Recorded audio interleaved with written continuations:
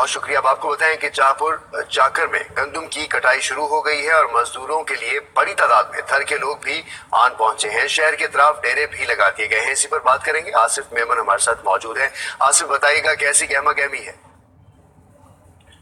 جی بالکل، جیسا کہ سندھ کے دیگر علاقوں کی طرح شاہپور چاکر اور سیدنوا میں بھی گندم کی فصل کی کٹائی شروع ہو چکی ہے اور تھر سمیت کے آزاد علاقوں سے ہزاروں محنت کش اپنی فیملی اور پالتو مویشی سمیت گندم کی کٹائی اور مزدوری کے لیے پہنچ گئے ہیں، جو کہ مختلف علاقوں میں گندم کی کٹائی کر کے اپنے بچوں کی روٹی روزی کا سامان جمع کر رہے ہیں. تھر سے آیا ہوا یہ محنت کش طبقہ ہر سال یہاں نہروں کے کناروں اور مختلف جگہوں پر جھونپڑے لگا کر رہائش اختیار کرتے ہیں اور کٹائی کا موسم ختم ہوتے ہی واپس اپنے علاقوں میں روانہ ہو جاتے ہیں. تھر سے آئے ہوئے ان لوگوں کی سب سے اچھی بات یہ ہے کہ یہ لوگ بہت ہی خوددار ہیں. غربت اور وفرزی کے باوجود کسی کے سامنے ہاتھ پھیلانے سے محنت مزدوری کو ترجیح دیتے ہیں.